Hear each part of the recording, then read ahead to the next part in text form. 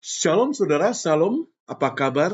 Kita bertemu kembali sekarang dengan satu buah topik yang saya merasa perlu untuk bahas bersama, yaitu tentang kesombongan. Kenapa saudara? Karena kesombongan itu tidak pernah disadarkan oleh orangnya. Orangnya itu merasa biasa-biasa, padahal dari sana orang sudah memandang dia sebagai kesombongan. Lalu bagaimana cara kita mengetahuinya, saudara? Nah, hari ini saya mencoba menyelidiki dari perspektif Alkitab secara sederhana.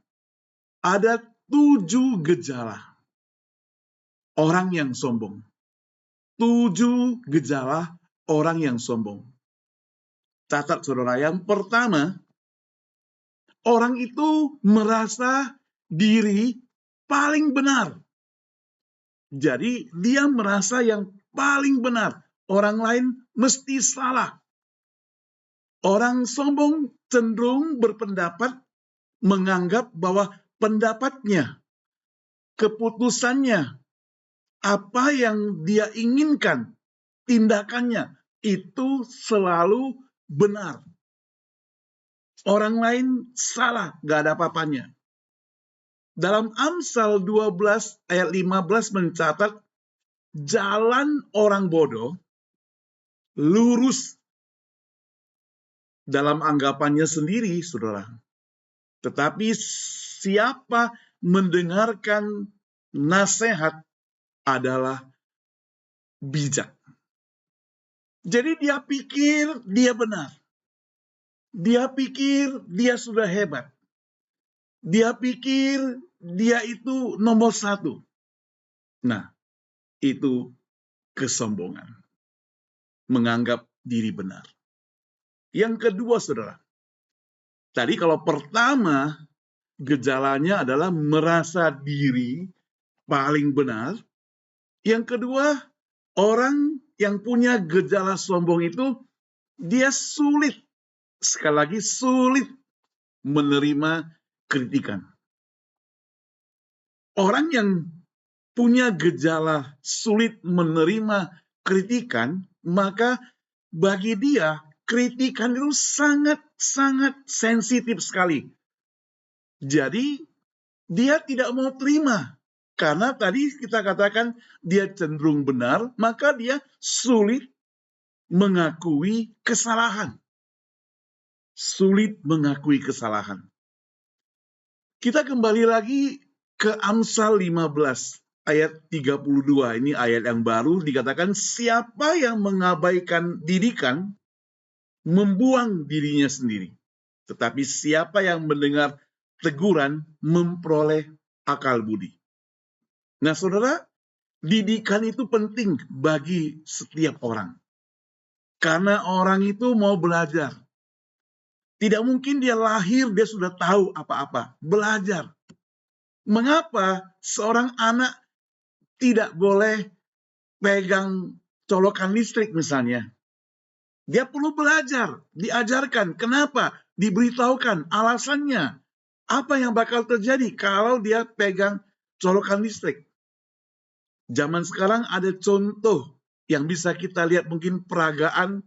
Kalau kita nggak mau peragakan sendiri itu bahaya, melihat peragaan dari YouTube misalnya. Ada contoh video anak-anak yang nakal main listrik sendiri waktu kecil bisa kesetrum misalnya. Jadi dia perlu mendengar teguran. Karena ini sebagai modal akal budi seseorang. Sama dengan orang dewasa. Kalau dia tidak mau mendengar ajaran, kalau dia mengabaikan didikan yang mestinya dia perlu dapatkan itu, maka dia membuang dirinya sendiri. Jadi itu gejala yang kedua. Sulit menerima kritik. Gejala ketiga adalah orang yang mempunyai gejala sombong itu, dia suka sekali, catat ya, meremehkan orang lain. Jadi orang sombong ini suka merendahkan, meremehkan kemampuan dan prestasi orang lain. Orang lain gak dianggap. Orang lain selalu gak bisa. Orang lain itu dianggap tidak berprestasi, gak ada gunanya, sia-sia. Maka itu orang yang punya gejala sombong, meremehkan orang lain. Yakobus 4 ayat 16 mencatat, tetapi sekarang kamu memegahkan diri dalam congkakmu. Ini satu penegasan. Dan semua kemegahan yang demikian adalah salah. Kemegahan akan congkak. Kemegahan akan kesombongan. Kehebatan. Merasa hebat. Sombong lagi. Ini merupakan bahaya kejatuhan dari seorang manusia.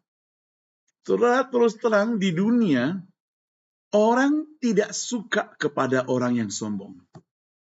Nah, kalau kita bersikap sombong, meremehkan orang, tentu kita di barisan orang yang tidak disukai. Bukan berarti kita rindu orang suka pada kita, bukan. Tapi kalau ada orang yang sudah tidak suka pada kita, itu berarti dia memandang negatif kepada kita. Tadi saya katakan dia sulit menerima kritik. Yang kedua, suka meremehkan orang lain. Ini yang lebih tegas, saudara. Yang keempat, gejala kesombongan itu sulit mengakui kesalahan atau minta maaf. Nah ini. Dia enggan minta maaf.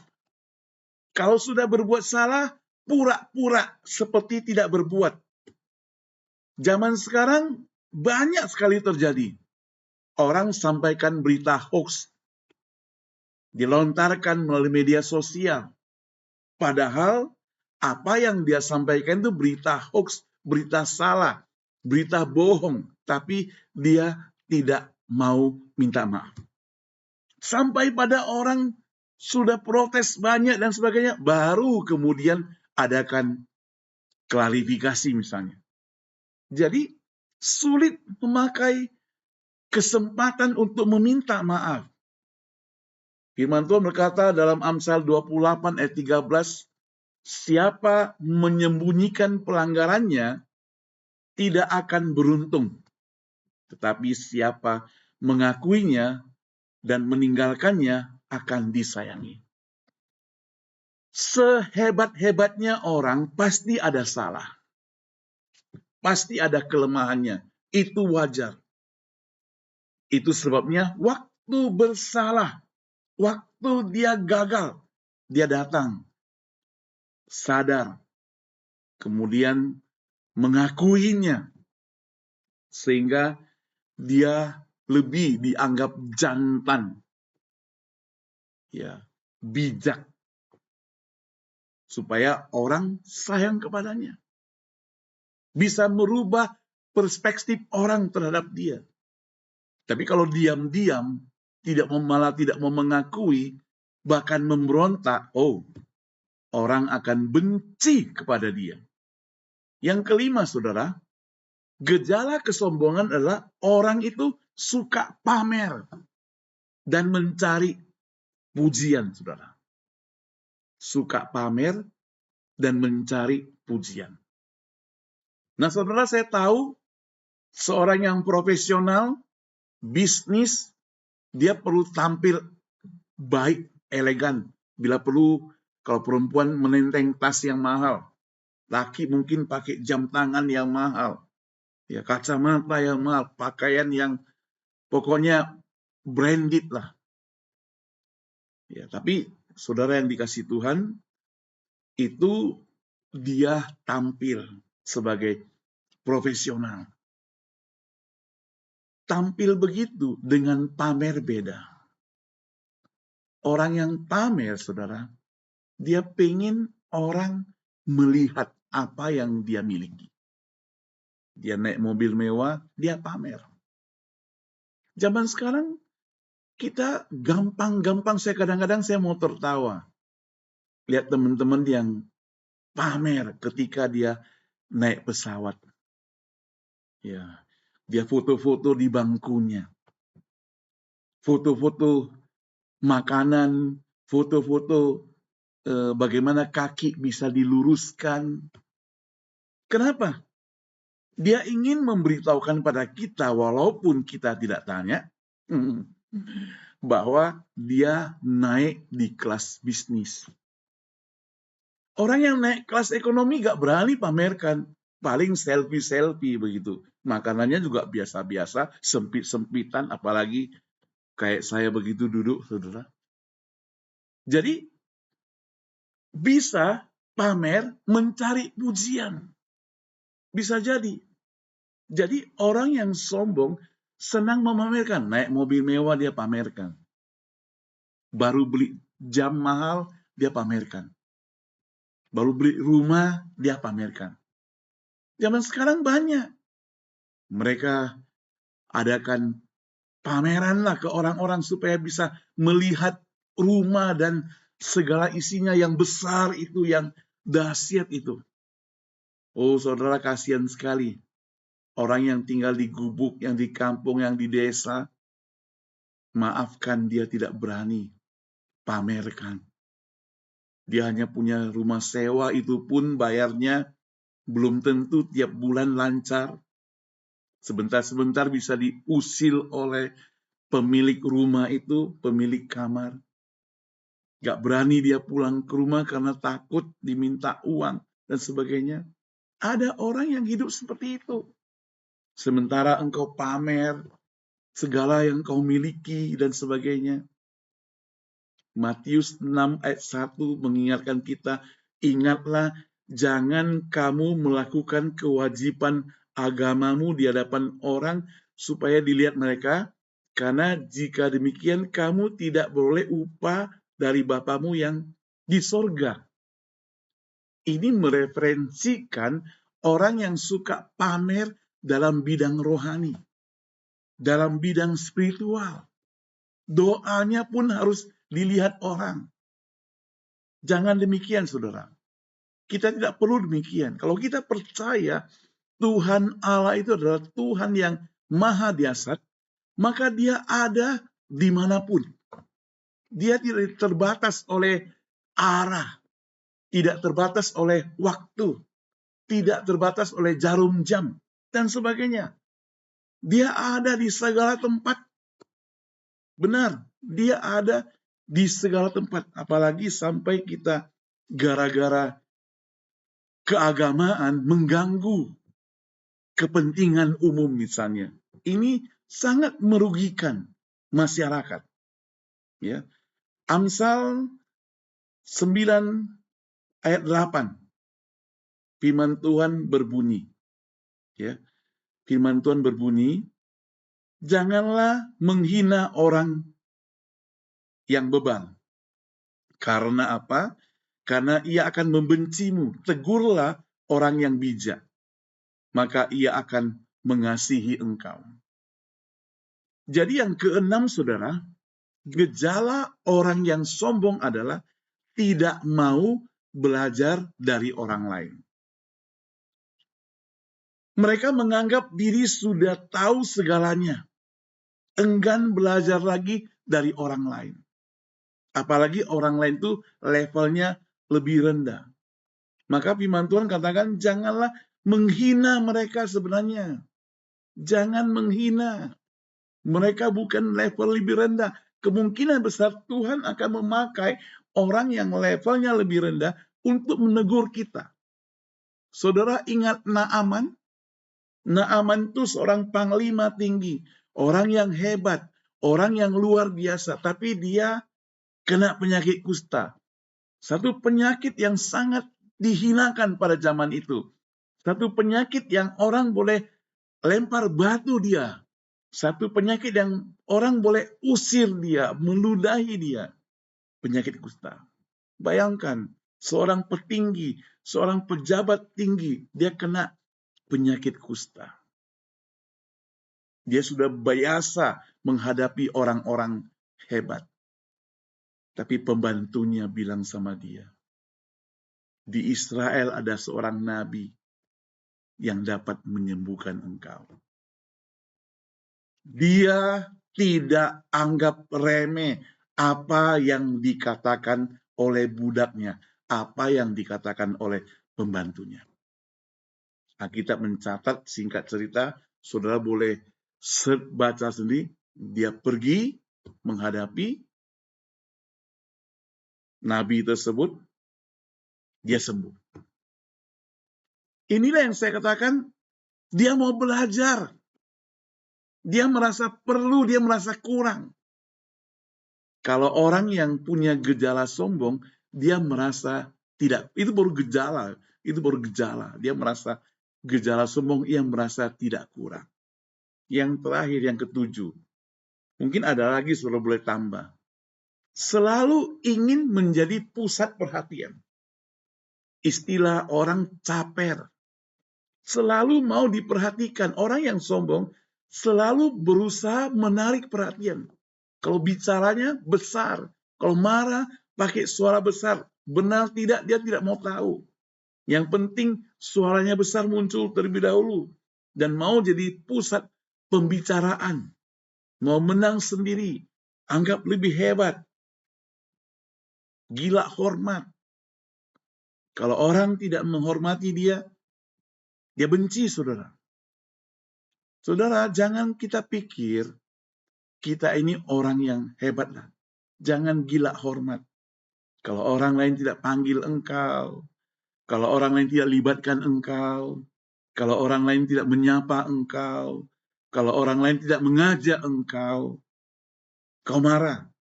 Belum tentu, karena orang mungkin dia punya teman banyak sehingga ketika dia ada hajatan, ada pesta, dia tidak undang kamu. Karena dia mungkin undang hanya tetangga, undang hanya famili dekat.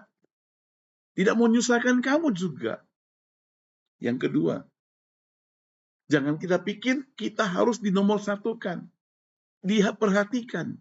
Firman Tuhan mengatakan justru kita yang memperhatikan.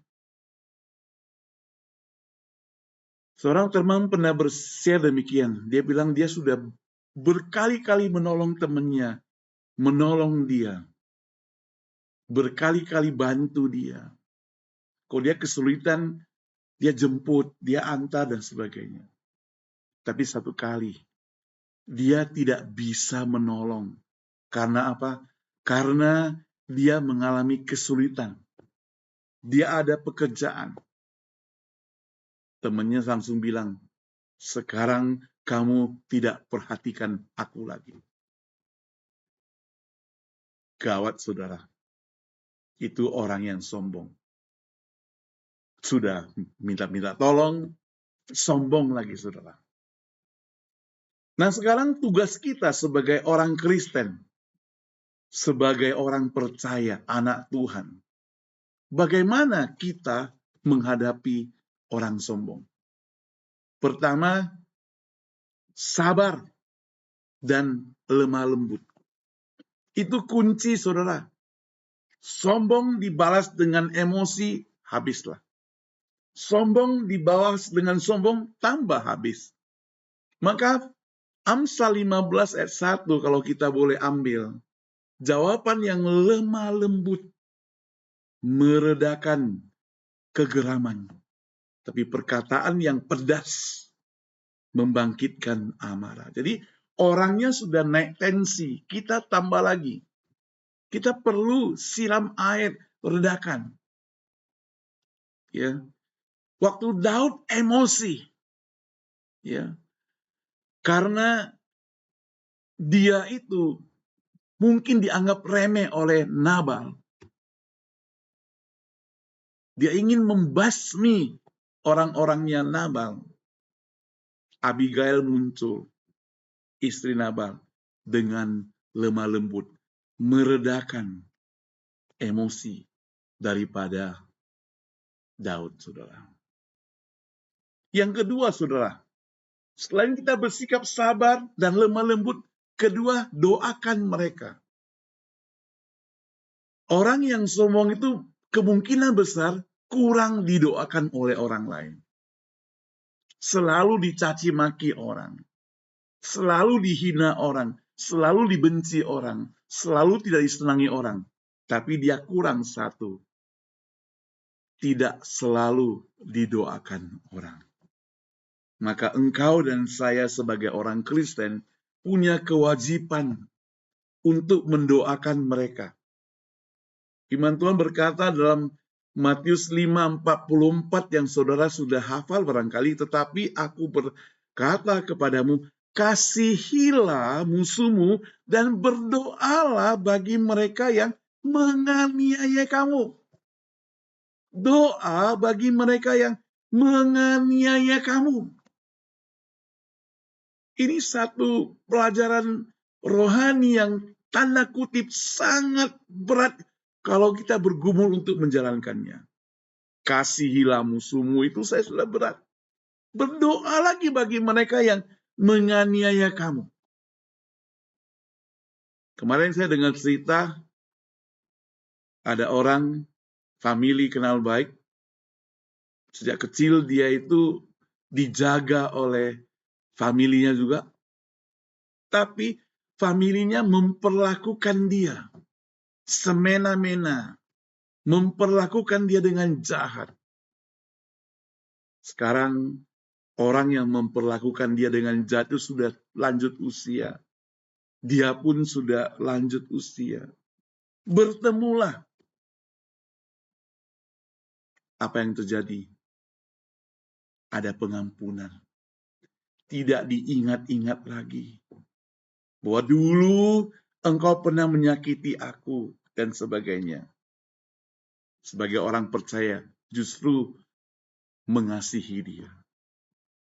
Itu yang dimaksud dengan kita perlu mengasihi musuh kita.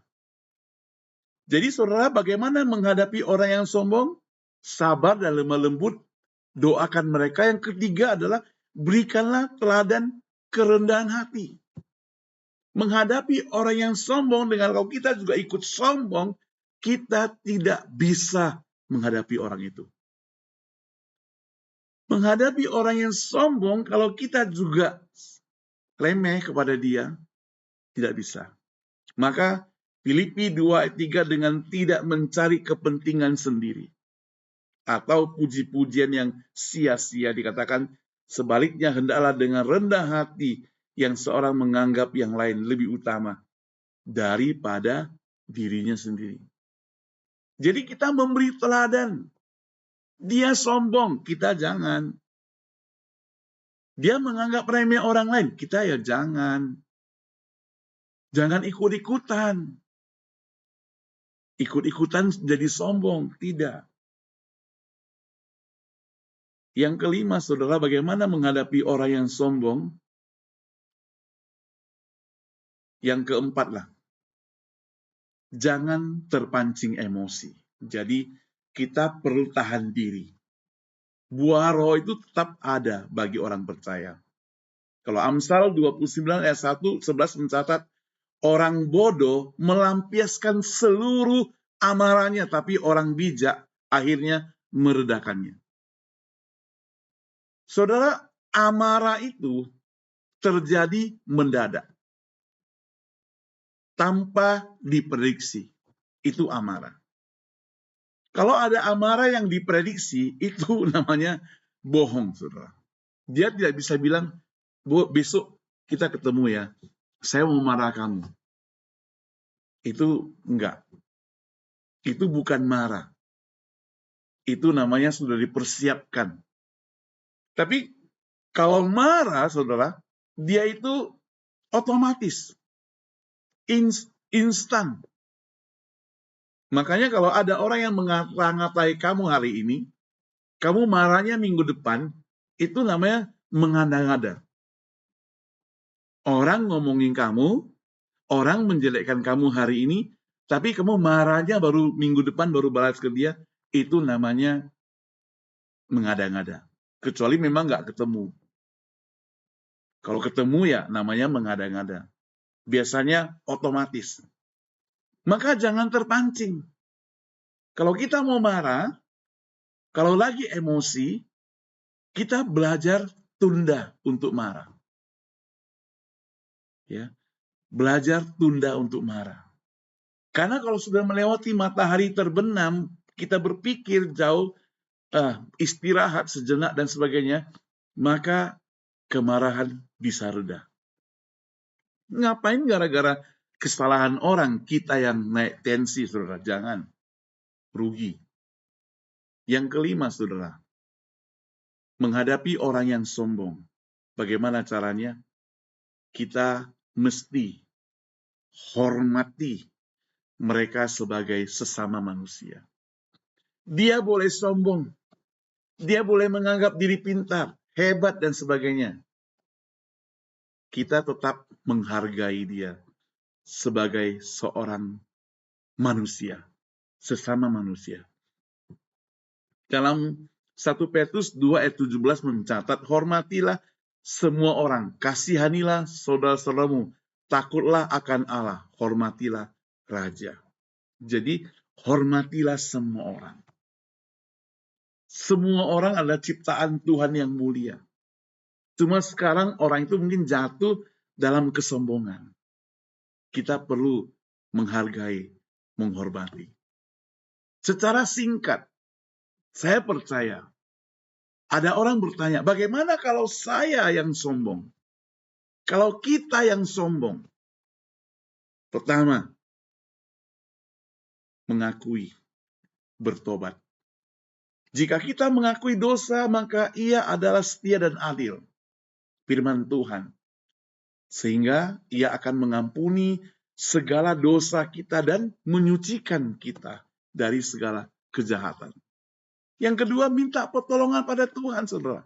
Kalau kita telanjur sepertinya punya gejala sombong, minta, rendahkanlah dirimu di hadapan Tuhan dan tinggikan Tuhan. Kita juga perlu apa? Melatih kerendahan hati. Yang ketiga, melatih agar kita punya kerendahan hati. Jangan menghina orang lah. Kita belajar menghargai orang lain kalau kita jatuh dalam kesombongan. Kalau kita sudah merasa kita tidak menghargai orang lain, hati-hati. Kita lagi sombong. Kita perlu fokus dalam pertumbuhan rohani. Jasmani boleh tambah tua. Jasmani boleh tambah dewasa. Tapi kalau tidak dibarengi dengan pertumbuhan rohani, itu namanya Kristen bonsai. 2 Petrus 3:18 mencatat, tetapi bertumbuhlah dalam kasih karunia dan pengenalan akan Tuhan dan Juru Selamat kita. Jadi orang yang bertumbuh dalam rohani, dia semakin mengenal Tuhan, semakin cinta Tuhan, semakin mengasihi Tuhan. Dan orang yang semakin cinta, semakin mengasihi, semakin merasakan kasih sayang Tuhan, dia akan jauh dari kesombongan. Karena dia memuliakan Allah. Karena dia nomor satu kan Tuhan. Itu sebenarnya membaca firman Tuhan setiap hari itu penting bagi kita semuanya. Terserah waktunya kapan, mau pagi silakan, siang silakan, malam silakan, sebelum tidur silakan, baru bangun silakan. Yang penting kita punya waktu yang tersedia untuk Tuhan, bukan waktu yang tersisa ya, yang tersedia untuk Tuhan. Kenapa?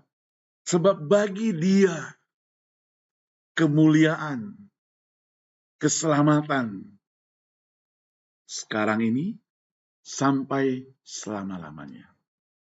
Saudara, mari jangan kita sombong. Dan melihat orang yang sombong, jangan menghina. Berdoa bagi mereka, bawa mereka kembali kepada Tuhan, syukur-syukur mereka bertobat, dan kita rendahkan hati kita, bila perlu kita juga rendahkan diri kita, jangan kita sombong menghadapi orang tersebut. Kita tidak mau membalas dengan kesombongan, tapi membalasnya dengan kasih. Sekali lagi dengan kasih. Kasih dari Allah. Karena anugerah Tuhan, kasih Tuhan sudah terlebih dahulu dilimpahkan buat kita. Yesus Kristus mati untuk kita, dia merendahkan dirinya untuk kita, mati, berkorban untuk kita. Dia tidak sombong selama di dunia ini. Kita murid dia, kita pengikutnya, tidak boleh sombong juga.